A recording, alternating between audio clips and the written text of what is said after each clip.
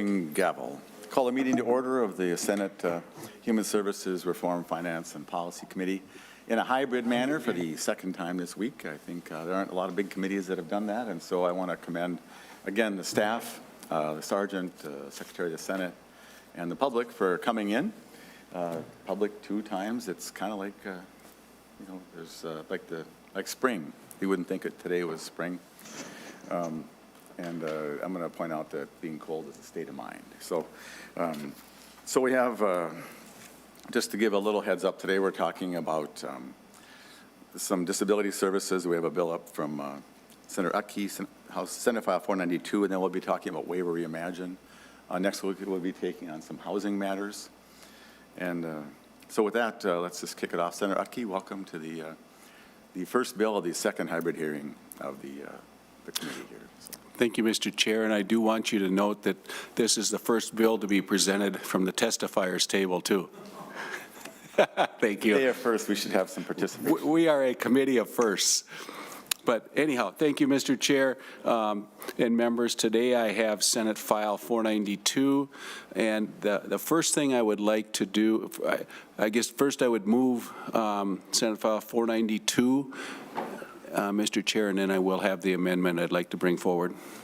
Yeah, and it looks like it's kind of a technical one. Why don't we get it in order, and you can maybe, do you want to describe it beyond saying it's technical, or you could move, so Senator Utke moves the A1 amendment. Thank you, Mr. Chair. Yeah, and Mr. Chair, you were correct. It is just a technical amendment.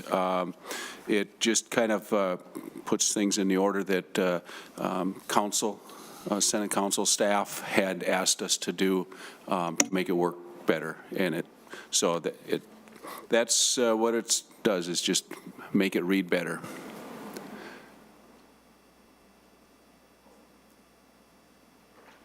Okay, we're just sit closer to the microphone, turn on your gallery view.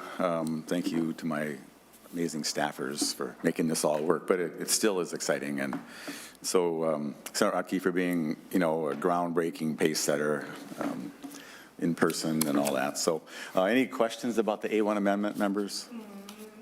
Let's see, I gotta do this as well. There. Now I can see hands even. All right, so hearing none, please unmute and make sure your camera's on. All in favor of the A1 amendment, say aye, please. Aye. Aye. Opposed? Aye.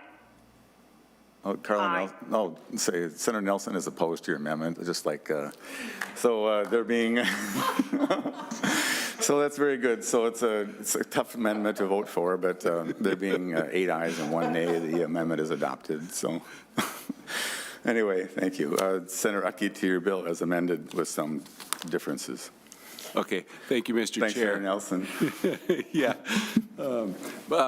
Senate File 492 contains 3 policy provisions being brought forward by ARM, the trade association representing almost 200 home and community-based residential service providers. These initiatives look to support the important groundwork that the legislature set during the first special session of 2020, supporting individuals to choose where and how they want their services provided to them. The first provision provides for extension of remote supports under the peacetime emergency. This is critical to ensure that the Department of Human Services has enough time to work with CMS in allowing for permanent access to remote supports, ensuring that no individual loses access to this critical service before final approval is received. The second provision directs the Commissioner to work with stakeholders in the development of services that would allow for direct support professionals and personal care assistants to be reimbursed when supporting individuals during short-time acute hospital visits. And the third provision creates a task force to examine Minnesota Statute 245D and make recommendations to the legislature on potential changes to that statute specific to the delivery of services for individuals that are living independently outside of a licensed provider-controlled setting. The report is due by June of 2022, providing the task force time to meet, as well as creating a timeline that gives the recommendations time to come to the legislature for potential action during the next biennium. And Mr. Chair, I would like to have Sarah Grafstrom from ARM provide further detail about this bill. Ms. Grafstrom, welcome to the committee. Mr. Chair, I'm getting word from the remote participants that something just happened to the Zoom meeting. They couldn't hear us, and then I'm not sure. Looks like Mr. Charles or Mr. Roberts or Page is going to go check. If you can hear me, we'll take a brief recess for technical problems.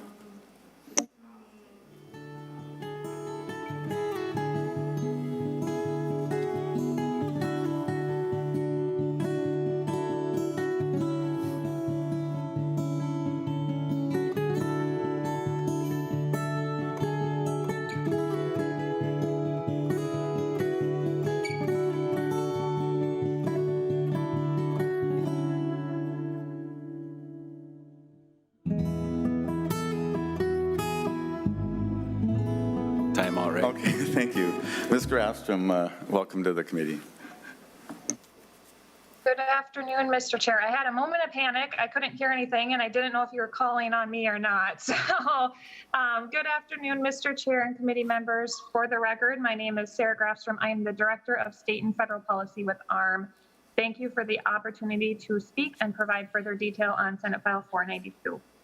As Senator Utke shared, we are excited to bring forward Senate File 492 and to offer some foundational steps we can take from the provider community in supporting the goals that have been laid out by the legislature and state and ensuring that individuals are being offered and supported in the choice they make in how and where they want services provided to them.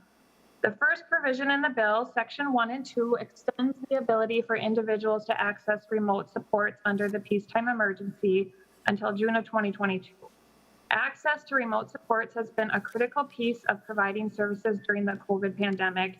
And through the necessity of providing services remotely, some individuals have found that it is actually a preferred way in working and engaging with their staff. One of our members recently shared this story with me. We support a gentleman that hates to have people coming in and out of his space. He also heavily relies on services to maintain his independence in his own apartment. He has had a hard time with regularly scheduled visits and has had a hard time keeping track of who is coming to see him and when.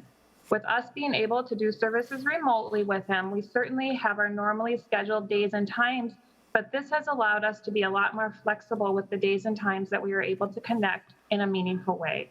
He calls his staff frequently, and they are able to do virtual meetings almost daily, whereas previously he would only be able to meet with staff face-to-face 2 to 3 times per week. He and his staff worked to create a table during his time in quarantine, and he is now painting the table to make it really feel like it belongs in his space. Ensuring that individuals maintain access to remote supports while providers continue to engage with the Department of Human Services in developing a permanent option will be critical in the continuation of services that individuals have grown accustomed to. The third section of the bill directs the Commissioner of DHS to work with stakeholders in the development of a service that would allow direct support professionals and personal care assistants to be reimbursed for time spent supporting individuals during short-term acute hospital visits. Although the development of this service may seem like a small policy change, it will make a big difference in the lives of people with disabilities who rely on these services. This initiative was passed in the Federal CARES Act 3.0, granting states the authority to develop this service in their state. The need for this service was highlighted well in a letter last January from the National Consortium for Citizens with Disabilities, supporting the federal legislation they shared. DSPs and the people they support build relationships and familiarity that can play a crucial role in avoiding unnecessary trauma during hospital stays. Hospital stays are often stressful under the best circumstances, and that stress can be greatly compounded for people with disabilities. People with specific behavioral support needs, communication needs, or other challenges can become overwhelmed, disoriented, and distressed in hospitals. Without a familiar presence to reassure them, they may not be able to understand requests from medical staff. Waiver recipients with mealtime assistance plans or specific methods to transfer or reposition often do not receive care tailored to their needs by hospital staff because the hospital staff may be unfamiliar with those needs or trained on how to meet them. Individuals may be unable to communicate with hospital staff, may suffer restraint, and may even be unable to eat throughout their stay. These kinds of traumatic experiences can cause additional behavioral challenges when an individual returns home, resulting in intensified service needs or even a change in placement. And finally, the last piece of the bill, Section 4, would create a task force to review Minnesota Statute 245D and make recommendations to the legislature by June of 2022 on potential changes to the statute specific to when services are provided outside of a provider-controlled license setting or in a person's own home. Many of the regulations and questions within this statute are appropriate for individuals that are accessing services 24 hours a day, 7 days a week in a provider-controlled setting. But for those individuals who may need limited support throughout the week, they can become a deterrent from accessing services altogether. Specifically, reviewing the service planning and delivery assessment questions and timelines through the lens of the individual receiving services and assessing how the process is experienced by an individual who is receiving services may result in a more streamlined service and allow for greater engagement from the individuals that are accessing the services. We believe that developing a task force that includes individuals who are receiving services in their home, as well as the providers who are providing them, will allow for a dialogue on what makes the most sense from both a licensing and health and safety perspective, as well as an individual who is receiving and experiencing the services perspective. And with that, Mr. Chair, that is our bill, and I'm happy to answer any questions you or the committee may have. Thank you, Ms. Grafstrom. Senator Utke, do you want to comment, or should we just go to questions? Mr. Chair, let's just go to questions. And I'll also comment, there are two written commentaries from the Minnesota Consortium for Citizens with Disabilities and the Minnesota Disability Law Center and Legal Services Advisory Project, and they're in favor. So people will do well to read some of these comments as well. So questions from members?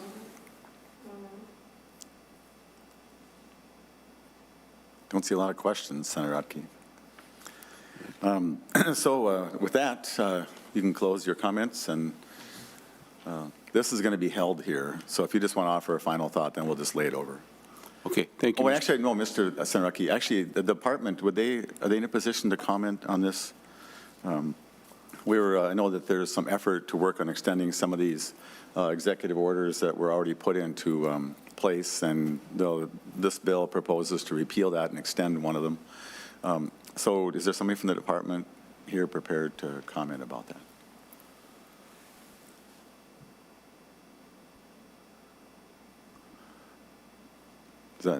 Is there somebody? Oh. Ms. Grom, sorry, I'm looking for the lit up box, sorry.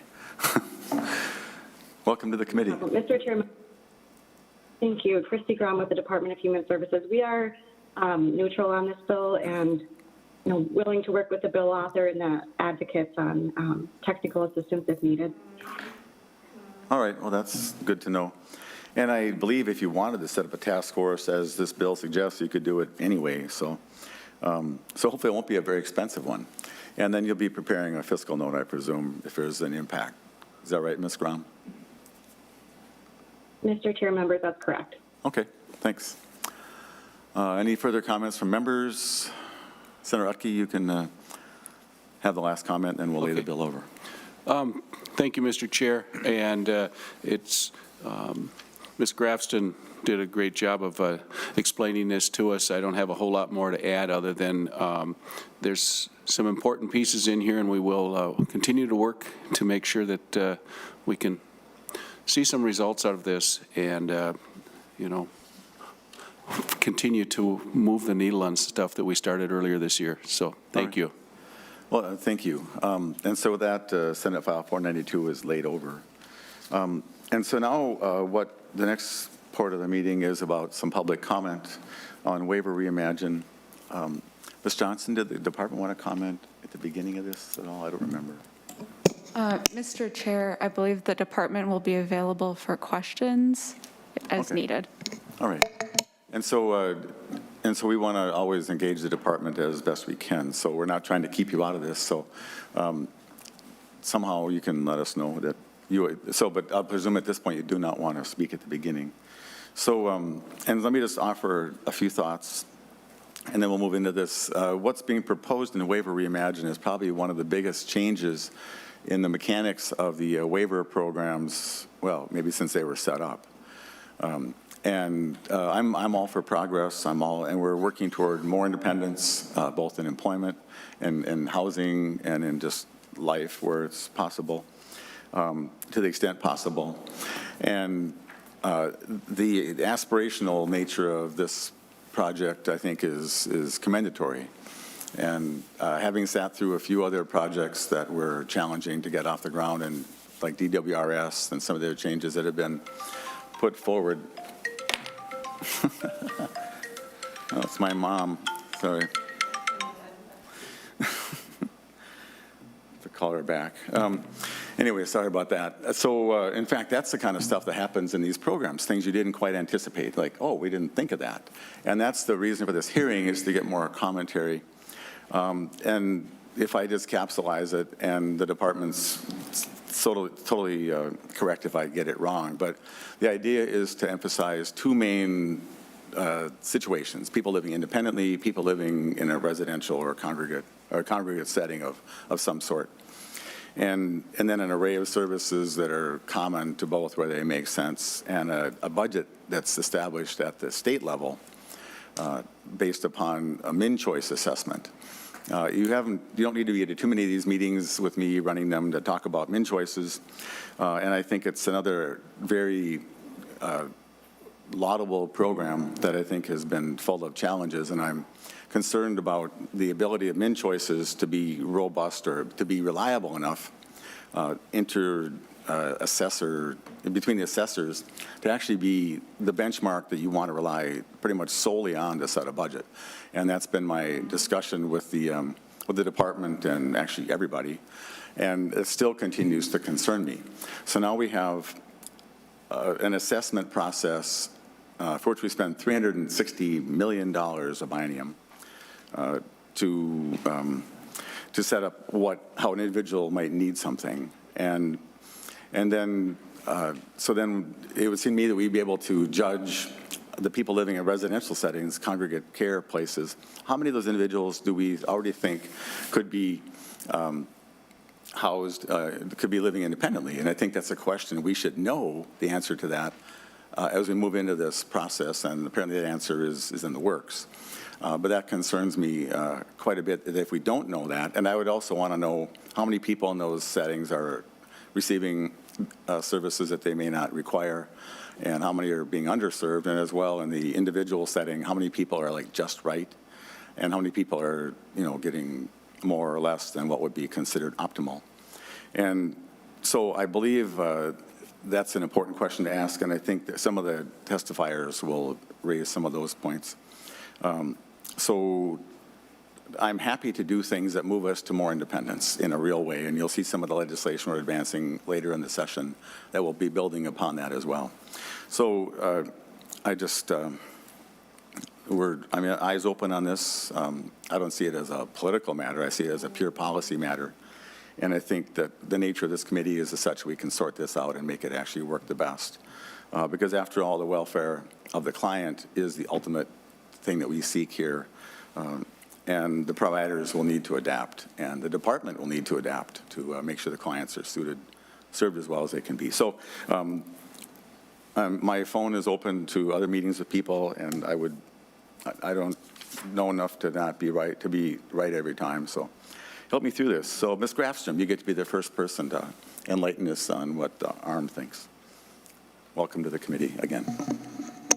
Thank you. Good afternoon, Mr. Chair and committee members. For the record again, my name is Sarah Grafstrom. I am the Director of State and Federal Policy for ARM. We are a statewide trade association representing almost 200 provider organizations providing residential supportive services to people with disabilities. Thank you for the opportunity to provide some brief comments on the Waiver Reimagine project. I just want to note I am joined today by Matt Daniels from Pathways to Community, a provider organization in the metro area who is also here to share some experiences and some challenges his organization has run into due to some of the recent changes made through Waiver Reimagine. I want to start out my comments today by voicing our support for the overall vision the department has laid out for the Waiver Reimagine project. We recognize and support the need the state is facing in taking the complex menu of waiver services and the 4 different waivers available and simplifying the program to a more streamlined approach of providing services. Having a system of supportive services that is understandable by both those that are accessing the services and the support networks, as well as the providers that are providing the services, is critical in ensuring that we are providing the highest quality and level of supportive services needed for each individual. We also support the efforts in moving to a more uniform state-run system and eliminating discrepancies or variations in services offered or available based on the county that you live in. This change, again, is critical to ensure equitable access to waiver services regardless of where you live or who you choose to receive services from. With that being said, as providers have now begun to have the individuals that they support transition to the new streamlined menu of services beginning this year through phase 1 of Waiver Reimagine, and as we look towards the implementation of phase 2 and 3, we have observed some unintended consequences specifically for individuals with a higher level of support needs, and would like to share some things we hope the legislature and department consider for future implementation. At the end of 2020, as providers were preparing for the phase 1 implementation of Waiver Reimagine, there were growing questions and concerns related to individuals with high needs, specifically those individuals who live independently and not in a provider-controlled licensed home environment.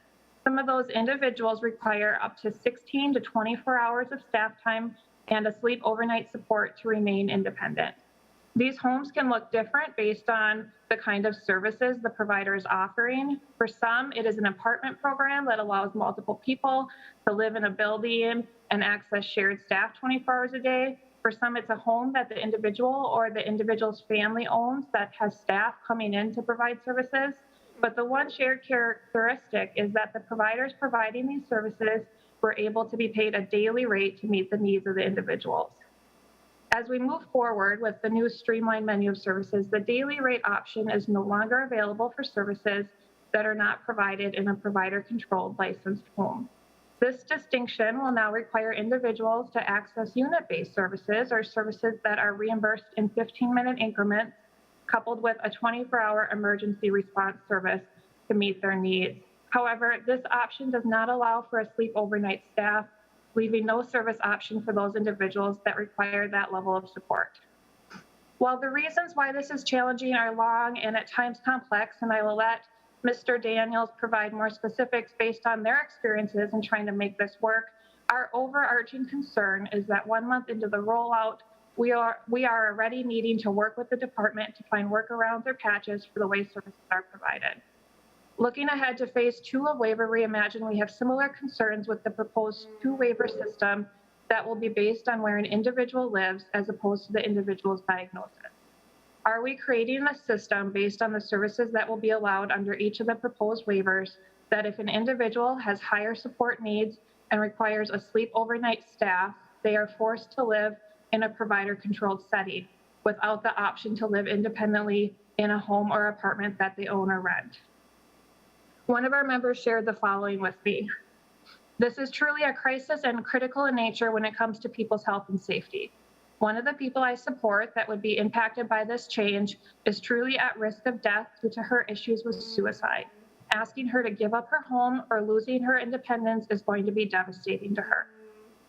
Our members continue to develop creative and innovative services that meet the needs of their communities and the individuals they are supporting.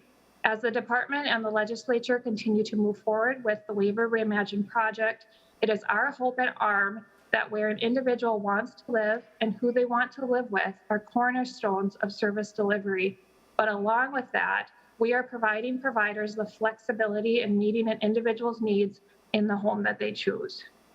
We are eager to continue to partner with the department and the legislature in the development of services in Minnesota, and are hopeful that the challenges that we are facing now and foresee going forward can be addressed to ensure that everyone, regardless of support needs, is able to live where they choose. And with that, Mr. Chair, thank you very much. Thanks, Ms. Grafstrom, and hang around. We have a discussion at the end, assuming that there should be time for that. So, Mr. Daniels, welcome to the committee. We'll just go through testimony, and if somebody has a question they really want to ask, it's okay, but otherwise we'll just fly through them and then do our discussion at the end. Thank you. Welcome, Mr. Daniels. Thank you, Mr. Chair and committee members. Thank you for hearing from me today. As Sarah mentioned, my name is Matt Daniels, and I work for Pathways to Community as the Director of Residential Services. Among other services, our organization provides residential services to around 75 individuals in the metro area in a combination of traditional community residential license settings, as well as the individual's own apartments and homes. I want to reiterate what Sarah stated before. The intentional movement towards a simplified and more accessible service menu is a great step forward in removing any barriers to services for the individuals we serve.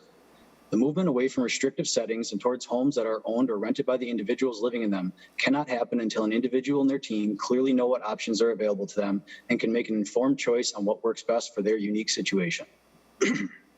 As with the realization of any idea, there are bound to be necessary course corrections along the way. We have uncovered a few unintended consequences in the first month of the rollout of Waiver Reimagine that I feel must be carefully considered if the ideals of individual choice and least restrictive living conditions are to be achieved. While these consequences affect a much larger and more diverse population than those I'm going to share with you today, I thought I would use one specific example to illustrate the monumental impact these Waiver Reimagine changes are having. We serve 3 women who live together in a townhome. The mother of one of the women owns the home and has individual leases with each of the residents. My organization has nothing to do with the physical property and are just a service provider. Several years ago, during the individualized housing options conversion, it was determined, much to the satisfaction of the women and their families, that this setting met the definition of own home at the time and was not required to become a community residential setting. As such, we continue to provide a daily shared staffing pattern to the women in their home. These women are vulnerable enough that they are unable to be without staff presence for any substantial amount of time, but independent enough that they do not require more than one staff working with the 3 of them at a time. They are able to plan the activities of their day in a way that allows for great flexibility and thus a greater chance for success as they have staff available to work with them on things at any time throughout the day. At night, they do not need staff doing room checks or providing other active services, but they do need someone to be able to respond immediately in the event of an emergency, sickness, or other unanticipated event, which is why they require sleep staff on site. I should note that this sleep staffing is the most common form of overnight staffing in our industry. Beginning in January of 2021, with the rollout of Waiver Reimagine, this overnight sleep staff option is no longer available for homes that are not licensed as a community residential setting. Service options that the women would now be able to access include 24-hour emergency assistance, night supervision, and caregiver living expense. 24-hour emergency assistance is intended to be provided remotely as on-call counseling and problem solving until the situation is deemed to need a response, in which case they will then respond to the home. This will not work for the women as they need staff to be present in their home to assess the situation and provide immediate assistance. Most response times for 24-hour are in the 10 to 20-minute range, which is far too long for the vulnerability of these women. Night supervision states that a staff must be awake at all times while services are provided. This presents a very large barrier to services, as finding and retaining staff that can work awake overnights is probably the hardest thing to staff in our industry. This is compounded by the fact that a second level of management and oversight is then needed for the services, as the traditional backup plans for when a sleep staff are unable to work their shift are no longer an option, as that would generally fall to whomever worked the day shift. Caregiver living expense is a reimbursement for someone who becomes a permanent resident in their home and has some of their living expenses paid for in exchange for providing some level of care. Traditionally, this would mean that a person agrees to rent out a bedroom of the individual's home and provide some aspect of care to the person. This is not something the women want and presents a myriad of issues itself. As you can clearly see, none of these options provide a way to meet the needs of the women in their own home. There's an option for individuals who are very vulnerable or have high needs and require awake overnight staff. And there's an option for individuals who are very independent and can safely live on their own with access to remote staff to help troubleshoot in the event of an emergency. But there is not an option for someone whose needs are in the middle and requires sleep staff. A need that I will reiterate is the most common type of overnight staffing in the industry. Creating a system that prevents the majority of individuals from ever living in their own home doesn't seem to align with the goals and ideals behind the Waiver Reimagine project, and I'm assuming was an unintended consequence, one that requires immediate remediation. Without such a change, the default will be to a more traditional, expensive, and restrictive setting, and will prevent the women, from my example, from continuing to live in their home. The other unintended consequence relates to the shared daily staffing these women are currently utilizing. The three of them share staff at all times. They aren't asleep or working. From 6 a.m. until 10 p.m., they have immediate access to an awake staff. The Waiver Reimagine change removes their ability to receive daily services as well as their ability to share staffing amongst the three of them. The only option currently is for them to receive unit-based services in either a 1-to-1 or a 1-to-2 ratio. There is a daily option, but that is only if you are receiving exactly 6 hours of staffing per day, which these women exceed. This means that the women will need to bring in a second or possibly third staff into their home to meet their needs, and the flexibility they have grown accustomed to and successful with will be taken away from them. The definition of own home was recently changed to include language that a person could not be required to share services. This is a great protection to ensure they have full control over their home and what types of services they receive, but not required should not be synonymous with not able. If sharing staff amongst the three of them is what works best for them, is least intrusive, and is what they want, why should that not be a viable option for them? Any restriction that prevents a person from receiving in their own home any of the services that they would be able to receive in a licensed setting directly contradicts the directive of the Olmsted Plan and many other movements towards integration. As we look forward to the further development of Waiver Reimagine project, with waiver types being defined by where an individual lives, I'm concerned that the groundwork will have already been set to prevent people with a certain level of need from ever being able to live independently. People that, under the previous system of shared daily rates and sleep staffing, have been able to successfully live and flourish in their own homes. Innovation, collaboration, and trust amongst the individuals served, guardians, case managers, and providers is how the ideals of the Olmsted Plan and Waiver Reimagine project are realized, not by further restrictions that cannot possibly account for the level of individuality and diversity within this field. If we want the individuals served to live as independently and integrated as possible, then we need to be open to them and their team deciding what that means for them and have the freedom and flexibility to make it happen. Mr. Chair and members, thank you all for your time and consideration. I'd be happy to answer any questions you may have. You've asked more questions than we have answers for right now. I really appreciate your testimony. And just as we move on to the next testifier, I don't know how big our streaming audience is today, and sorry for the technical issues. This kind of input is critical, and I talk to the department frequently. They intend this to be an amazing program. But I do know sometimes historically, not this crew, of course, but the historic chances or things have been like, yeah, we'll be on that, and then the thing goes forward with holes in it. And so if you're a provider or a family and you're aware of some of these challenges, maybe a little different flavor of them, please contact myself and Senator Hoffman in particular, copy both of us. And we want this to go forward, but in a way that works. So that's what today is about. Ms. Ware, welcome to the committee. You're going to be our fourth live testifier, so I think you're set up there. So, but also the first one of the day, the first one of the second. You just canceled that one, right? No, he's the first bill. He doesn't get all the credit. Ms. Ware, so you're just using the camera and the mic, and then our microphone. Okay. And then you'll be muted on your phone. I think I'm muted. Okay. How am I doing, Brittany? Am I working?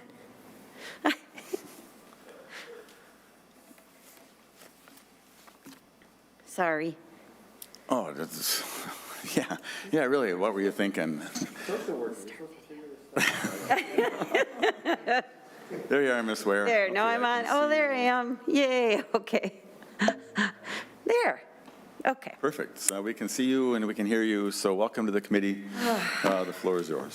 Thank you very, very, very much. Thank you for listening to me today. I appreciate this opportunity more than you can fathom.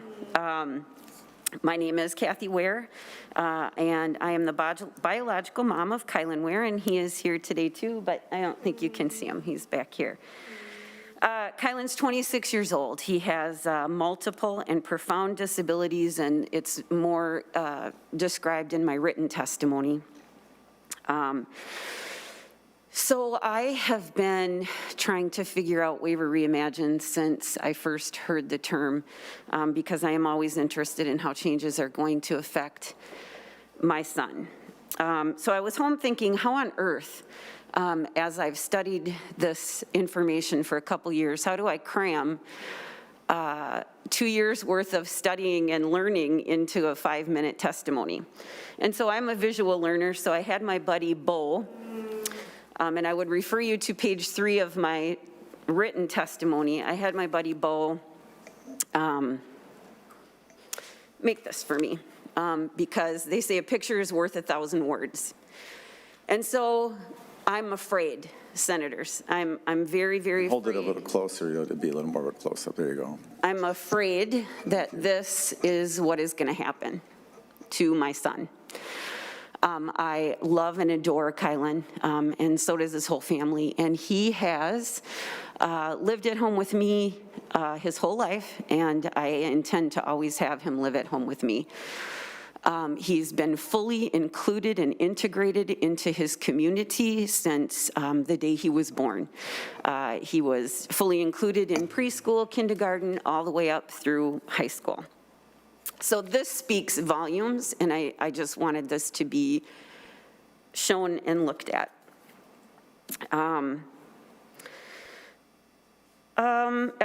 So I have attended every possible stakeholder meeting for Waiver Reimagine. I've attended everything that has been offered, and I have tried to fully participate. I've tried to understand. I've asked questions. I've wanted to know the exact impact that these decisions and changes would have on Kylan's life. I have printed everything off of the department's Waiver Reimagine website, and I've gone through, taken notes, highlighted. I honestly am trying to figure this out. I ask questions. I have gotten some responses, but they are very vague and they're very generic. I have had an outstanding data practices request that I wrote and requested more information on Friday, June 26th of 2020 that remains unanswered today. The original letter. I'm terrified. This is what I'm terrified of, are these budget amounts. I'm terrified that the state of Minnesota, who created a moratorium on foster care so that we could implement the Minnesota Olmstead Plan, so that we can allow people like Kylan with profound physical disabilities and people on CAC waivers to live at home with the supports that they need. These budgets pay congregate care, which they're called residential support waivers, but they're congregate care waivers, right? So it pays them 2 to 3 times as much to provide Kylan with the exact same care that I already provide at home with him living with me. And with the CDCS plan that Kylan is on and his person-centered plan, we're able to actually get staff like Heather, who is dedicated to Kylan and to the life that we have for him.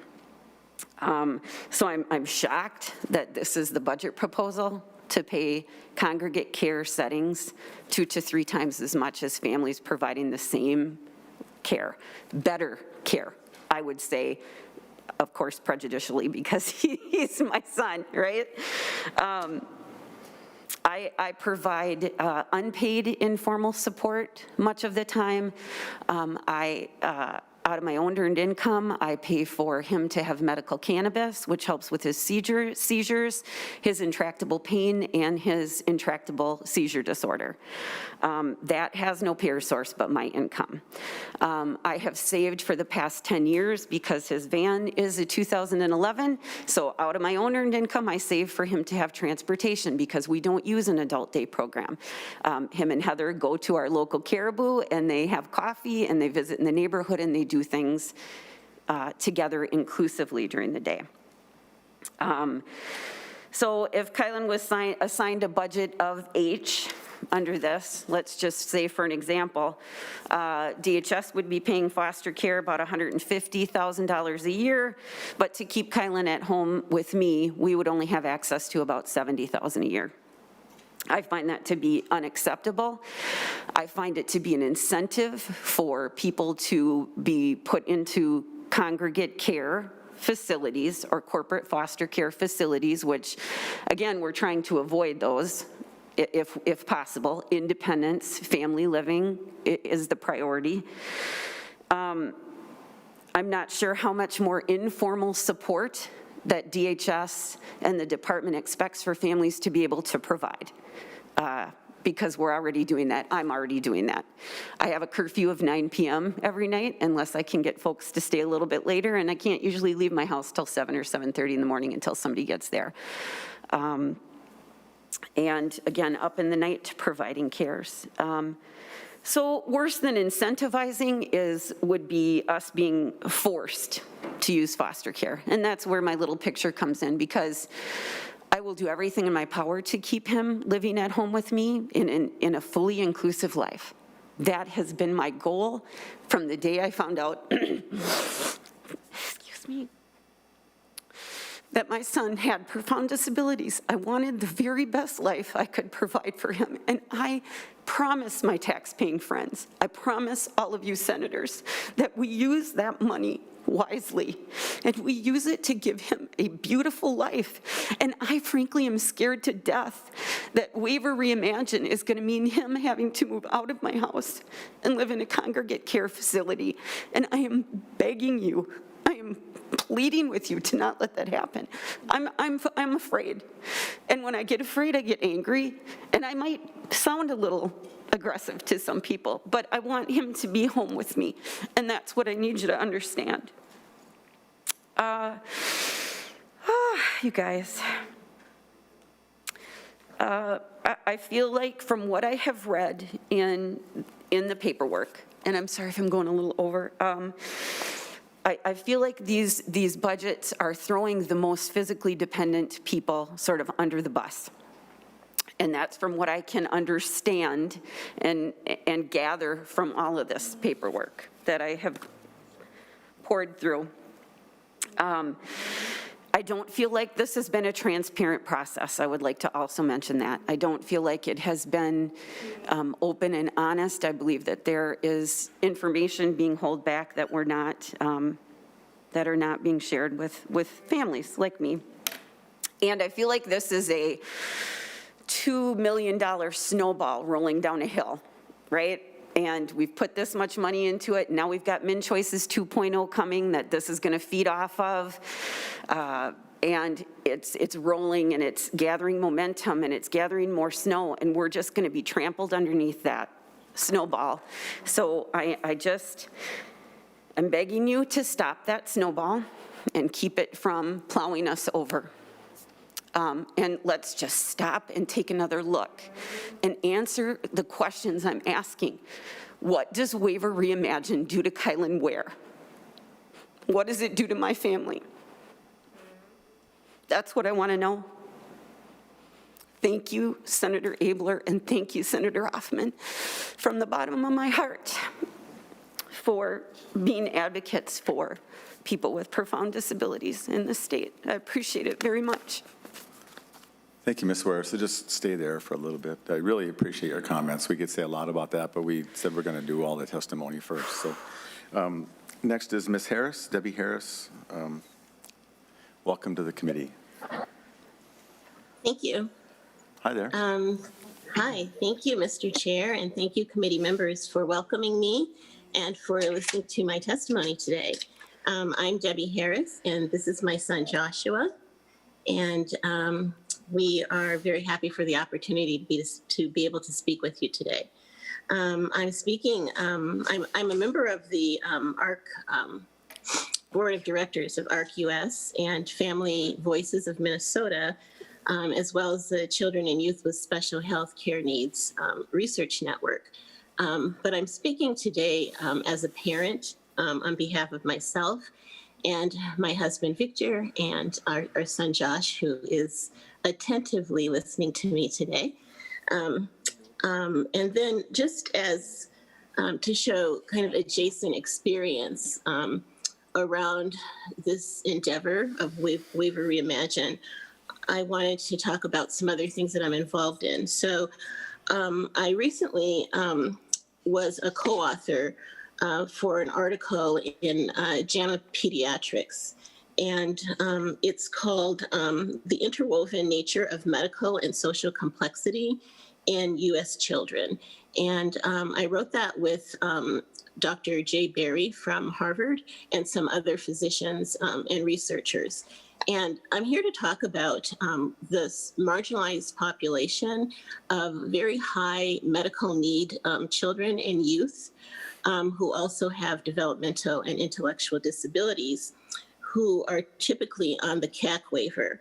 And I'm finding, and I too, like Ms. Ware, attended many of the sessions around Waiver Reimagine, even had a very delightful and honest and conversation with Ms. Christy Grum and others to get some of our questions and concerns answered. But I still have concerns about this particular population because with all of the designs, implementations of various programs, this population continues to be marginalized within our own already marginalized population.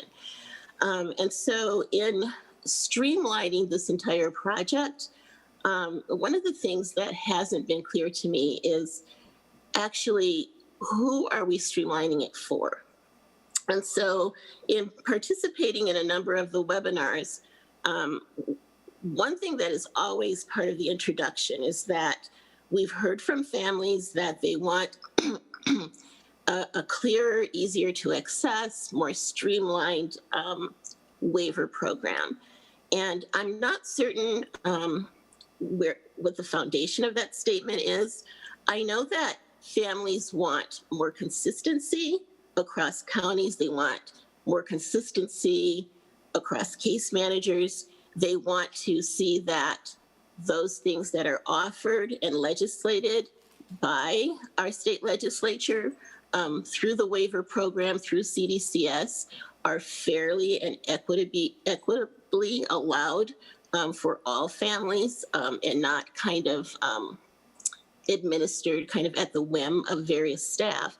And that all staff in all counties who administer the waiver, who access people for the waivers, have the same knowledge of the waiver programs.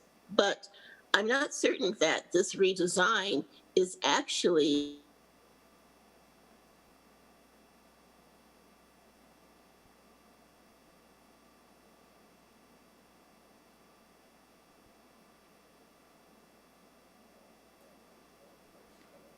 Yeah, I still see her talking on my phone.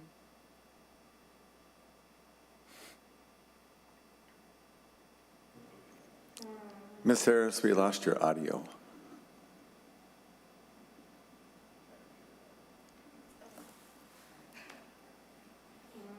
Oh.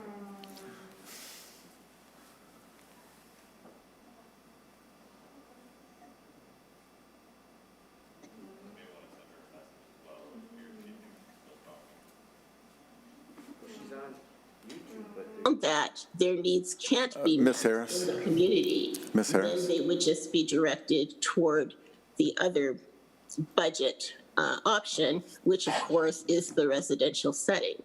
And unfortunately, I didn't see an option for Josh there because there wasn't an alternative as to what we have now.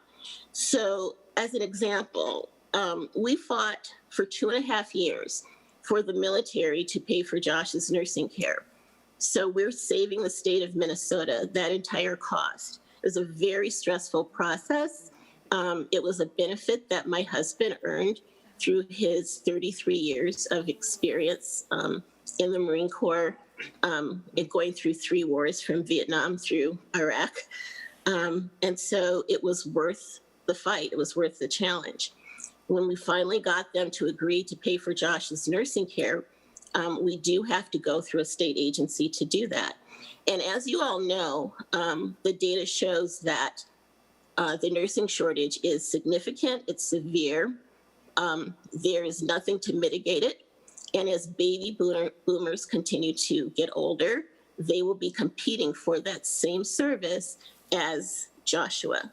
And all of these children who were not expected to live beyond a few months or a couple of years, who now, because of technology, are like Joshua. He turned 28 years old in January. And so there is not an answer to this. if you look now on any job boards, you'll find that most nursing agencies are offering sign-on bonuses, $5,000, $10,000, because they're desperate to get nurses to sign on to try to staff cases. And I remember when we started this journey, there were so many nurses that they were just kind of like coming out of our ears. There were other issues at that time as far as not having orientation and training that was sufficient. But now it's not like that. If you have 2 nurses on your staff, it's considered almost a miracle. And so because Josh was harmed several times and ended up in the hospital and almost not surviving the final time, we promised him that we would never put him in a situation again where he would not be safe. And so through the CAC waiver and the option of CDCS, we have been able to select the nurses that we want to go through our agency, and then to offer them a bonus for their dedication and their consistency to our case, to Josh's case. And because of that, we've had the same nurses full-time for 5 years. Josh has not had any unplanned hospitalizations. And so that is remarkable, because prior to that, we could guarantee that he would have at least a couple of hospitalizations because of respiratory infections, because of his very virulent respiratory history. And that didn't count as other hospitalizations based upon surgeries and so forth. And so the plan has worked. The nurses are able to have a sustainable wage because benefits in home care are essentially simply catastrophic benefits and very expensive. And that's something else we could talk about perhaps at a later time. People can't survive typically in home care, but we've been able to remedy that by formulating a program through CDCS with the help of the team that we worked with to design this after we assured them that we could get our nursing paid through the military. And so now we're watching all of that go away. And there has been nothing to replace it in any of the webinars, any of the plans. And what we're told kind of by the wayside, if, sometimes it's just kind of like, well, we're not quite sure what's going to happen with nursing, but essentially you could go through just regular state nursing. But what happens then is you go through an agency, the nurses are paid at an MA rate. Those rates are not sufficient to gain staff. And so that's the problem as it is. And so there's a lot of turnaround. If you do have staff, you get people who aren't inadequately trained.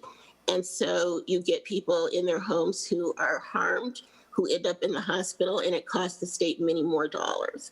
And so what happens in this situation is it will take us back 20 years to when Josh was younger and he was unsafe in the situation. And I'm not sure why exactly we're doing that, because the statistics do not corroborate the design. The other thing is that I was asked to be part of the state home and community-based services waiver advisory board. And our job was to examine inequity for people of color in the waiver systems, access to waiver, and then the services that people received once they got the waivers. And based upon the empirical data that was received from the University of Minnesota for this very program, it's found that people of color were consistently not able to get the type of service that the general population was getting. They did not get the quality of service. They did not have access to services as the general population had. When we brought this up, it was kind of as though, and I know people worked on this really hard. I know they have a good heart about it.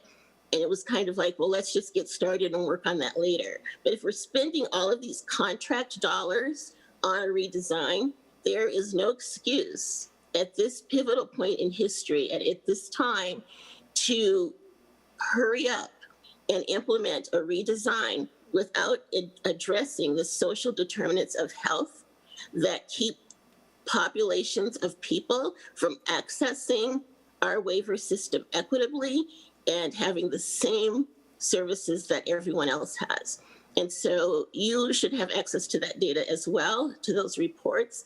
And it also shows that there is a level of cultural competency that is missing in the access, in the min-choice access process. And so there are so many weak points in subjections that are made when people are assessed for services.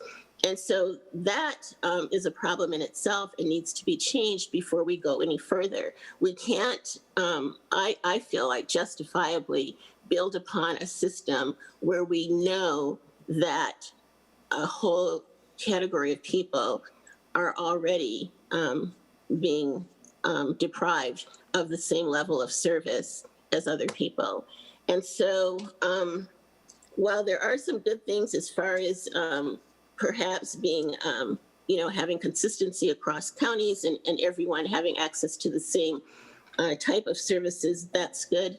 But I don't know what the rush is. And so I thank you for your patience in listening to this. But I think we need to take our time. So thank you so much. Well, thank you, Ms. Harris. That's very compelling. And we're going to just kind of stay tuned. We're going to have a discussion, but you got our attention. So and thank you. I just have to comment on the two parents that have been here. And I've met over the years dozens of parents in the situations that you both find yourselves. And I just have to, as a group, you're amazing human beings, dedicated to the benefits of your child, self-sacrificing, and just want it to work. And I have never, in all these discussions, I have not had a hint at anything partisan. It's all been about how do we take care of my son or my daughter, and when I'm gone, what's going to happen to them? It's just. Thank you. You both were amazing. So. Ms. Dietz, that's what you've been set up to follow. I apologize. So welcome to the committee. It's good you can be here. Thank you. Thank you, Mr. Chair and committee members. Just for the record, my name is Barb Dietz, and I'm the Human Services Director of Brown County. And also with me today is Deb Schustrom, who is also the Human Services Director at Otter Tail County, and she's here to assist with any questions that you may have. I'm here today on behalf of AMC and MAXA. I want to thank you for the opportunity to share the county's perspective on the Waiver Reimagine project and its interaction with the min-choices technology system. From a high level, I want to say that counties are absolutely committed to ensuring that all of the individuals that we work with are served efficiently and effectively to meet their needs. This becomes incredibly complicated when we try to align program requirements with technology challenges. Counties continue to work with the department and others to seek clarity and better understanding of how all these moving pieces will fit together. What we do know right now is that min-choices revision, the improved version of the min-choice assessment, will be coming out between September 1st and December 31st of this year. We also know that Waiver Reimagine will push changes to our waiver programs and result in counties using different tools to interact with individuals and families. Waiver Reimagine will require legislative approval and CMS approval before it can be enacted. At this point in time, we've been told that a tentative time frame for this being enacted is in 2023. There's still a lot of uncertainty in this conversation, and counties are doing our level best to navigate this. But the truth is that there are still a lot of outstanding questions. The current min-choices tool is what counties have been using to determine eligibility for programs. That tool has been lengthy, and the interpretation of questions not always consistent from county to county. Counties are hopeful that MnChoice's revision will allow us to assess clients in a more efficient, person-centered, and equal manner. There has been a lot of county input sought in the revision process by DHS. It is worth noting that MnChoices has strengths compared to the legacy screenings that we had previously. Anecdotally, we believe that more people are accessing waiver services that would have only received PCA services in the past. This may cost more money, but it's a positive in that people are more aware of what services they may be eligible for, and they can access those services early enough to potentially avoid deeper end services later on. It's difficult for us to comment on how MnChoice's revision will work once the Waiver Reimagine project is completed, or how the tool will affect individual budgets. Because one, we haven't started using the MnChoice's revision tool yet to see what improvements there will be over the current tool. Secondly, we haven't used MnChoices as a way to determine individual budgets for the disability waivers, so we have no idea how that will work. Because we don't know the impacts of the rollout of MnChoice's revision or of the changes that are being suggested in Waiver Reimagine, counties are looking for some assurance that implementation of these waiver modifications will not place further financial burdens on counties, and hope that the savings could be realized through simplification and program improvements, which was a major emphasis of the MnChoices revision project. We believe Waiver Reimagine has potential to truly reimagine things, but hope it can do so while balancing program integrity, simplification, and persons' individual needs. We appreciate the legislative attention that this process is receiving. It is complicated, and all changes need to be evaluated in terms of how they affect program integrity, state and county budgets, and most importantly, service outcomes for the people we serve. Thank you for allowing me to testify on behalf of AMC and MAXA this afternoon. Well, thank you very much. I really appreciate that. And did your counterpart wish to speak? I just got her as Deb. Did you want us to say something as well? You're certainly welcome to. Hi, good afternoon, Chair and committee members. I appreciate the opportunity. My name is Deb Schustrom. For the record, I'm with Ottertail County Human Services, and I serve as the Human Services Director here. I do not have additional comments beyond what Barb had identified. I am here if there are some questions from the committee that I may be able to answer. There is one additional comment, and that is that whatever determinations are made with relationship to Waiver Reimagine and MnChoices, it's imperative that these changes serve people well. Thank you.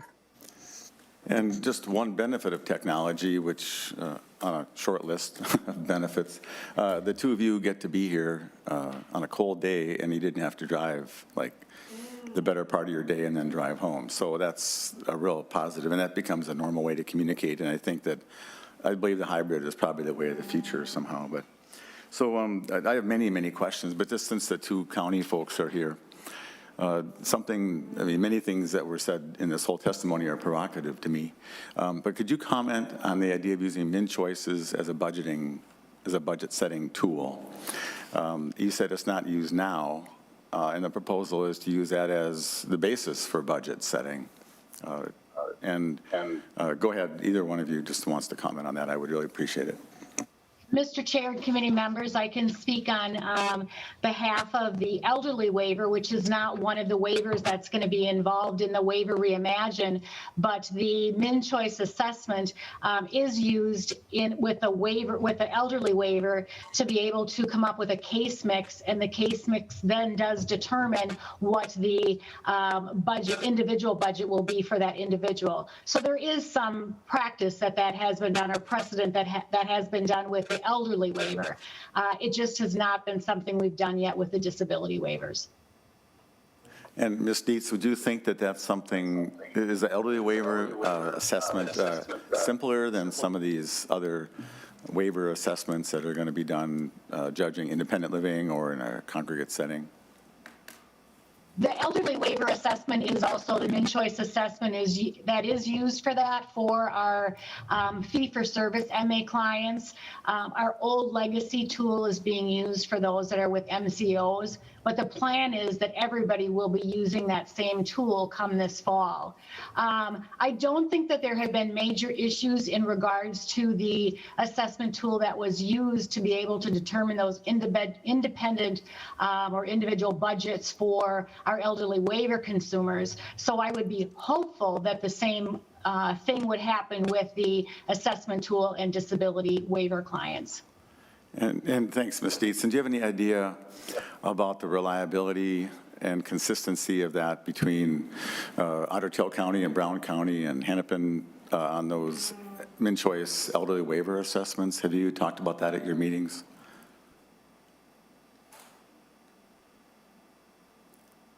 Can you hear me? No, we can't hear you. Maybe you could act it out. Ms. Sjostrom, do you want to try to comment to that? See if your sound works. Hopefully my sound is working. Yeah, there we go. All right. That hasn't been a conversation that I have been a part of, but it is certainly something that we will take back and have some conversation to look at what has that consistency been. That was one of the intents of Min Choices, was to have a more consistent assessment tool that would provide a more consistent result from County A to County B. But specifically with regard to the elderly waiver and what that looks like with those case mix classifications is not a conversation I've been a part of, but I'd be happy to have the conversation and be able to get some information back to you. Yeah, thank you. And it seems like just to judge it, you would judge how many people are on elderly waiver and what the range of needs is in any county, and judging it on the age, and there would be some way to get a hint. Ms. Sjostrom, I have to tell you also, I think you have a very interesting background, and you're going to be the winner of today's background of the day. So it's just what an interesting room you're in there. That's, anyway, yeah, it's pretty amazing. So, and so my concern, just, you know, we have to keep it light where we can. This is really serious matter, and the testimony of the two parents, and it's just frankly sobering. And so if I don't break it up, I'm going to not be okay myself up here in front of the meeting. So, but I'm still concerned about the consistency of what the Min Choices assessments are going to be across these waiver populations, which I think are maybe even more complex. So anyway, so questions from members of our panel, and then if anyone from the department feels like answering something, or just unmute, put your video on. I've got a screen now that I can see that you've put your camera on, so we'll call on you. So questions from members, Senator Utke. Thank you, Mr. Chair. And my question is actually directed towards the department. So if they could get ready to weigh in on that. And we've heard about the proposed cuts of services by our testifiers that did a wonderful job of explaining what is being projected in their future. But under the governor's budget proposal, which is the department's proposal, they find $8 million in savings looking out into the tails. How is the department finding these savings? From what we're hearing today, it appears we're just eliminating services. And if they could weigh in on that, is it just eliminating staff, or, you know, and then how many are affected? And can we verify any of those numbers? And I see Ms. Mertz and Ms. Bailey there, and I just want to give you a caveat and a way out. This hearing is not to make anybody look good or bad. We're just trying to find out the answers. And if the questions we're answering are beyond what you can do today on the spot, I respect that. So just phone a friend or say we'll get back to you or something. But so, Ms. Bailey, I see you unmuted. Is that right? Or Ms. Mertz, whichever one of you. Ms. Bailey, do you want to? Well, Mr. Chair. Senator and members, I'm Elise Bailey, Fiscal Policy Director for the department, for the record. Yes, the change in the governor's budget does result in about $8 million in savings in the tails, and that's about 1.5% of total spending under the 4 waivers out in the tails. When we did our analysis, the change through the budgets will result in the majority of people will have equal to or more than what they currently spend under the waivers. So 84% of people will have a budget that's equal to or greater than their current spending. And 89% of people will have a budget that's within 90% of their current spending. So the majority of people under the waivers, taking their spending today and comparing it to what the budgets will be in the future, will actually have an increase in their budget. Now, you would wonder where we get the savings. Now, the savings results from the implementation of fiscal controls that we don't have today. So some people will have budgets that are reduced. We will have exceptions like we do under DWRS. So some of the people who have exceptional needs will develop an exceptions process, and those people will not have reductions in their budget. But in the change where we estimated some people will have spending that will be reduced down to their cap on the new budget. At the same time, we have, like I said, the majority of people who will have budgets that will increase. But in our analysis, we don't assume that every single person will spend all the way up to the new budget within the next biennium. Some people still will spend under that cap.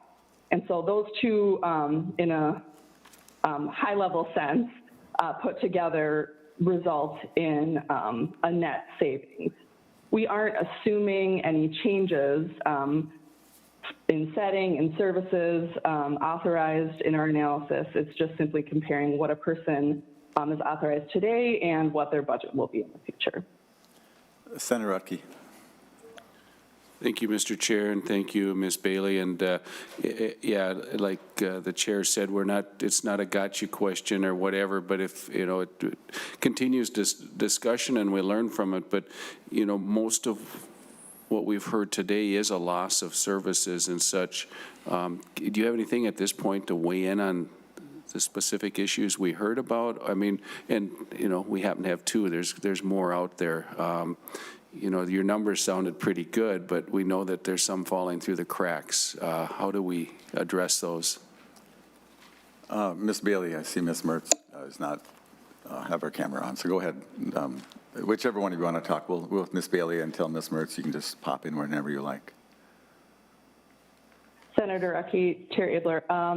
Yeah, like I said, we'll have an exceptions process when this is rolled out, and the department is clearly very, very, very interested in making sure that people have access to services that they need. And so that exceptions process will be very, very important as we roll out this project. I'd also like to point out that there's some services that aren't included in the budget. So say a person living in the community, living in their own home, and they need a home modification. That service isn't included in the budget. So they would be able to have that service authorized and spent outside of their budget. Other things like stay-at-home nursing and PCA services also aren't included in the budget. So there's some caveats to the budget and the total service plan for the person as we roll it up. Senator? But we'll be happy to work with the families that are testifying here today. Senator Utke. Thank you, Mr. Chair. That's all. Thank you. Senator Hoffman. Thank you, Mr. Chair. And this is the conversations we've been in about this. I want to go back to Ms. Harris and Ms. Ware. I've known professionally and publicly for over 20 years. It's almost as long as I've known you, for crying out loud. It's a long time. And to hear Ms. Ware talk about how she's trying to understand how the system works, if I'm not mistaken, Kathy, you're like, don't tell me where you work, I know where you work, but you're like a social worker or a case, you like work in the system, correct? I do. I'm an assessor. I'm a min-choice assessor for a county, and I'm a public health nurse and a registered nurse of 22 years. 22 years, that's what I thought. And it's thank you, Mr. Chair, and it's a county that has really been on the cutting edge of doing some unique work regarding people with disabilities, and there's been some great leadership there. Yes. Matter of fact, current ARC leader comes from that county, and you talk about that county a lot. Now I won't tell you which county that is, but the other one, Debbie Harris, I go back to Pacer Center years ago, and she was on some advisory roles there and worked well within the maternal child health world and especially. So these are parents that you would say not only have access, knowledge to systems, how they work, Mr. Chair, but they have a Rolodex of people that they can, contact or not contact. And it just blows me away to hear that no matter how we try to say we're going to simplify a system, that if it's that complicated where people like Harris and Ware are going scratching their head, and I know on the case of Debbie is, here's somebody who's bringing a flexible approach to the unique and individualized needs of their child and their disability and how it affects their life, daily living, right? And that there is a gap within the system to make that work. And so we got a long way to go on this. I really want to see this be successful, and then to hear then on top of that, Mr. Chair, the focus that you've had for the last few years on independent living, independent work, get people in the community to be living with the least restrictive environment. It's absolutely in line with the Olmstead provision. It's absolutely in line with where Debbie and Kathy are talking about. It's like our system needs to get there.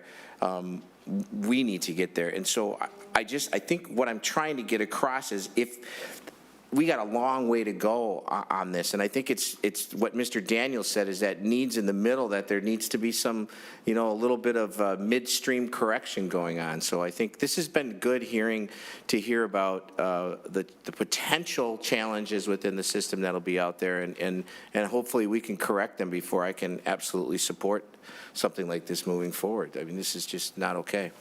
Thanks, Senator Hoffman. Senator Wickland.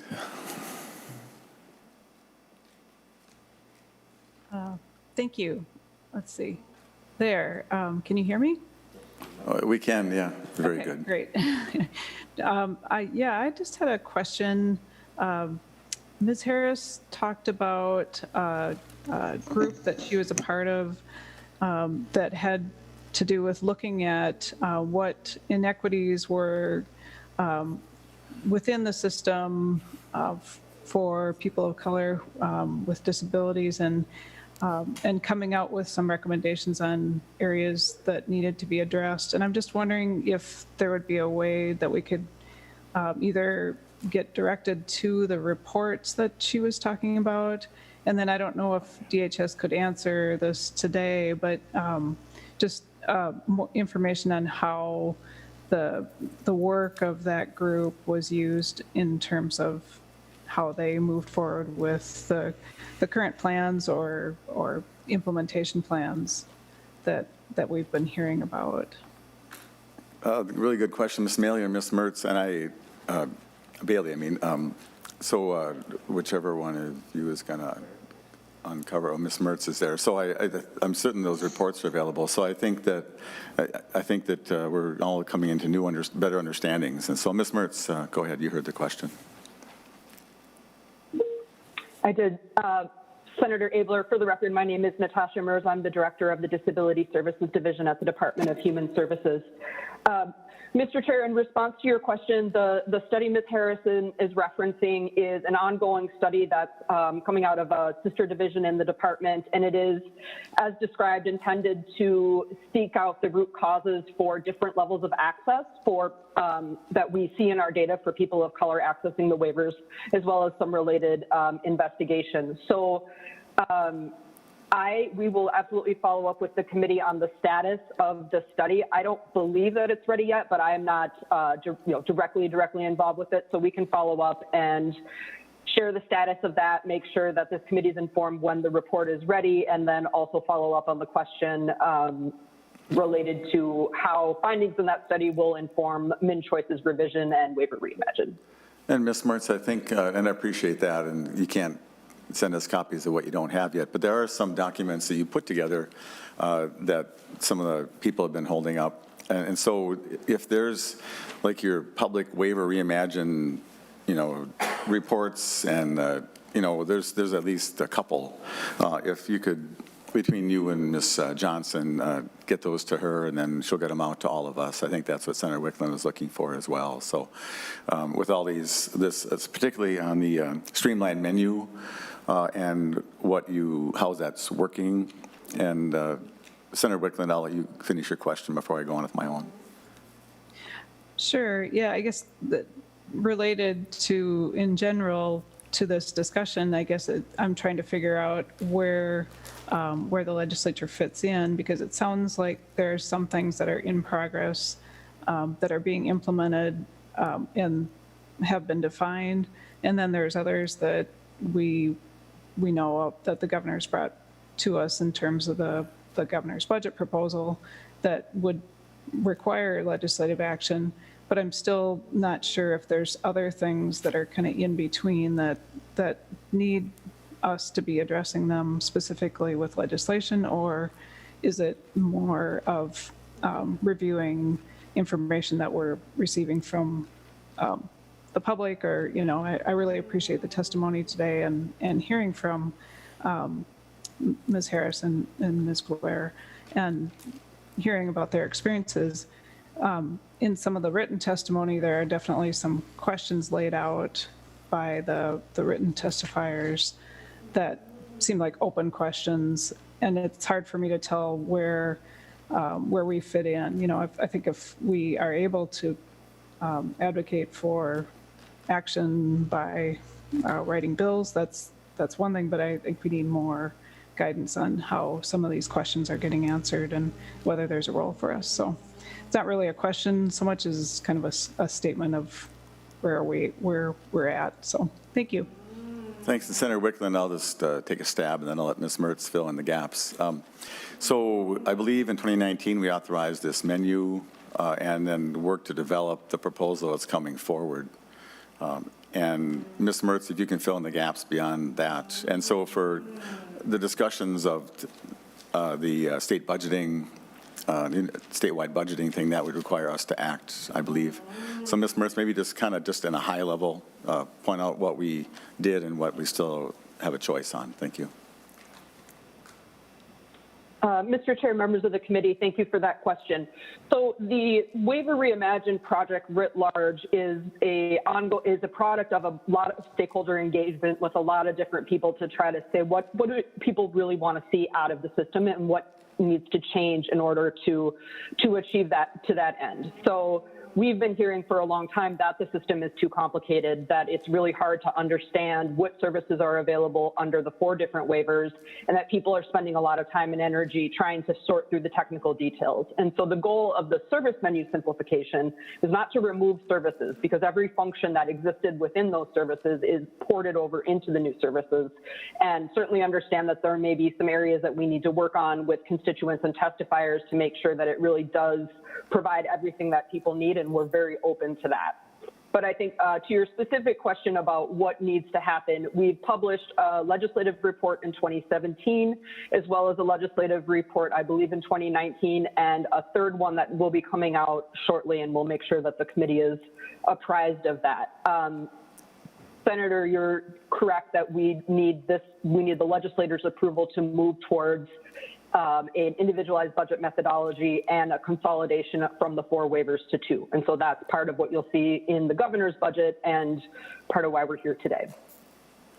Thank you. So I think specifically Senator Wickland might enjoy the 2017 and 2019 reports, and then we'll make sure that when that other one comes out, it'll be expedited. So that'll give you some good reading. And is there something on the service, the streamlined menu also that we could read? And some of your pro formas on that, Ms. Mertz? Senator, yes, we can get you all that information to the committee. And specifics. So I have some questions. I don't see any other hands from members. I have to think that that the discussion about the CAC waiver and the high needs individuals being forced back into a congregate setting is not news to you. I think that's a flaw in your structure.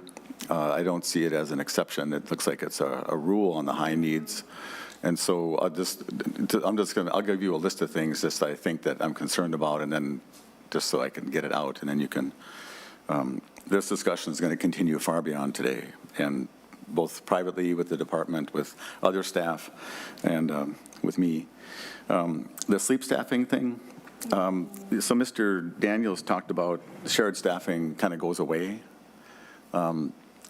Well, maybe I'll just have you respond. I mean, just short, Ms. Smertz, and like I told you, I'm not going to put you on the spot here, but could you just go back and talk about high needs and what the system's going to tend to not reflect those? That you have two individuals here that are pretty smart about this. And I got to think there's many more, it sounds like. And even just from the testimony from Mr. Daniels and the rest, Ms. Grafstrom, and even just to point out concerns in the ARC's letter, they're worried about high need individuals, and I guess the legal aid didn't have that concern. So go ahead to that. Let's just do it just kind of short. We're going to go a little over time because it's that important, but just like a 1 minute on that high needs thing, please. Senator Abler, members of the committee, regarding your question and concerns raised about people that have a higher level or a more complex set of needs, I want to be really clear that the individualized budgeting and the 2 waivers is not going to drive people into residential settings that don't want to go there. That's absolutely not the intent. That's not the policy. It's inconsistent with our policy direction, as well as the Olmstead and the other mandates that members of this committee have talked about. So the reason to have a distinction between an individualized waiver and a residential waiver is simply to point to which services can be authorized in which setting. So part of our compliance issues with the federal government is that we need to be able to have the appropriate standards for services that are delivered in licensed residential settings. And those standards are often different and higher than what we might think about when services are coming into people's homes.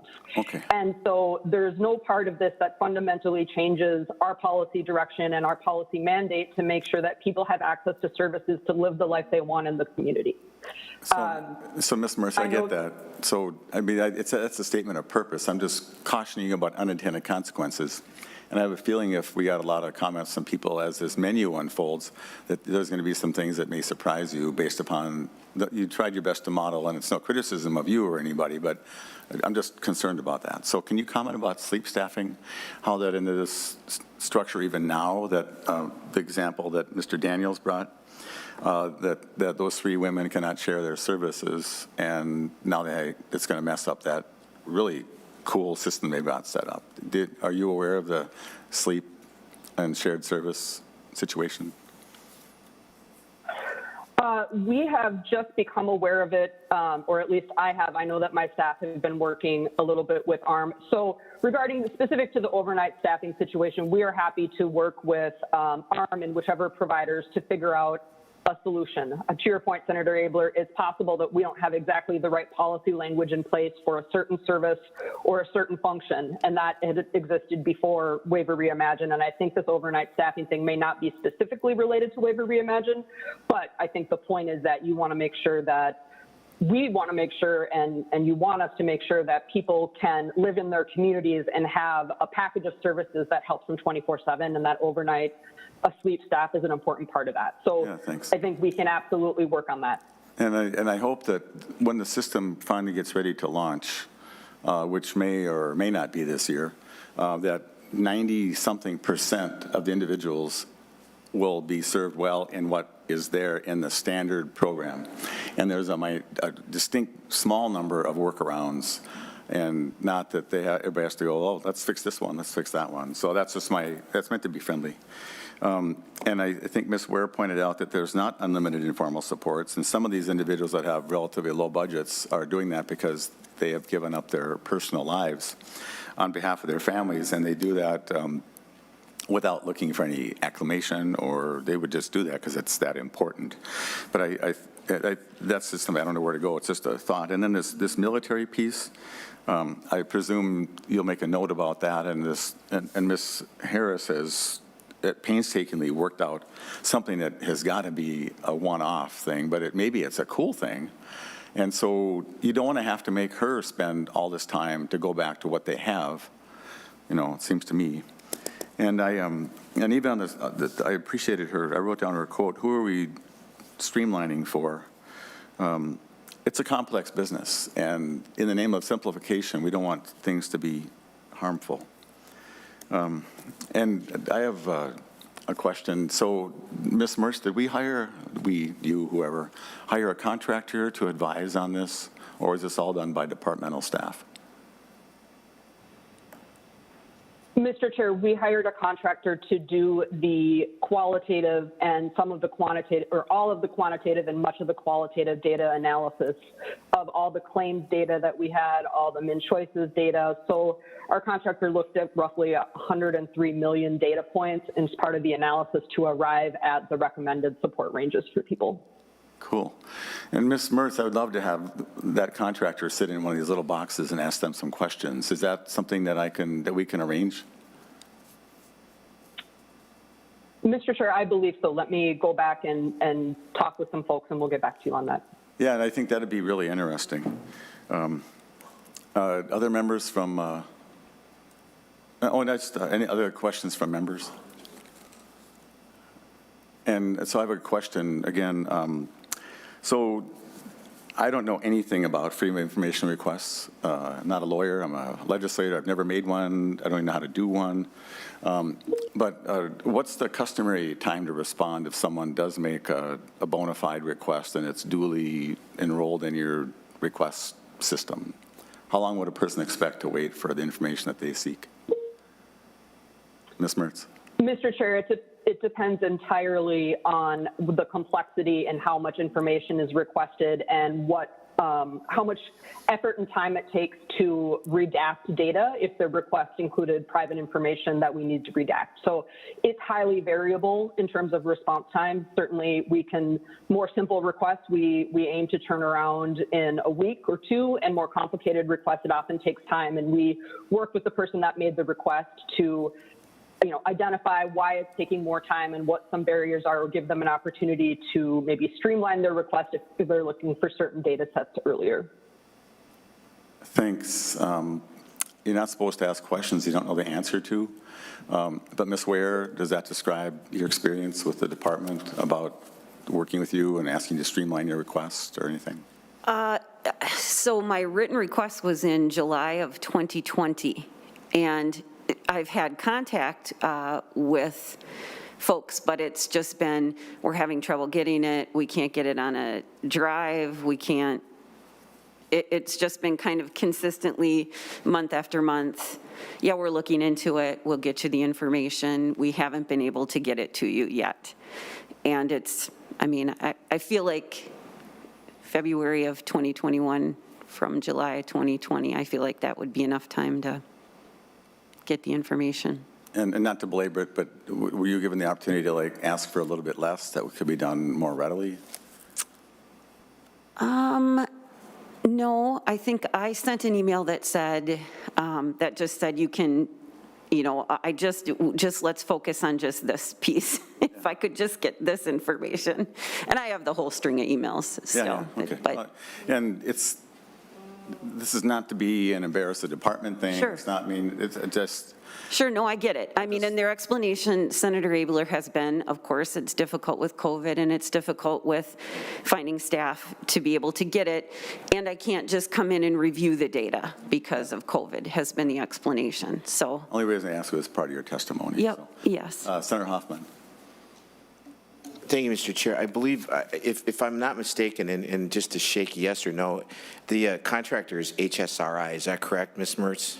Ms. Mertz. All right. So if that's the case, Ms. Another record note that Ms. Mertz is in her box there. So Senator Abler, you bring up a good point. You'd like to see them in the box.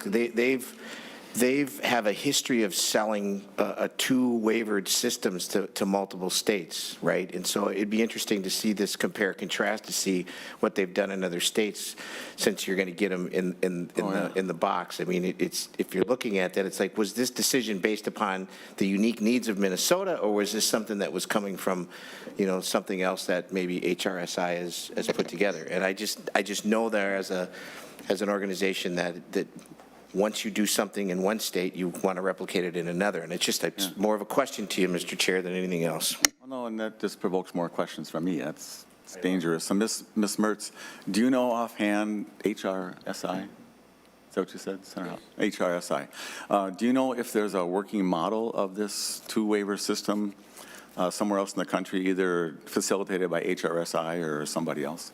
Do you know that, Ms. Mertz? And I'm not trying to embarrass you, I just asked the question. So if you need to take it offline, that's cool. Ms. Mertz?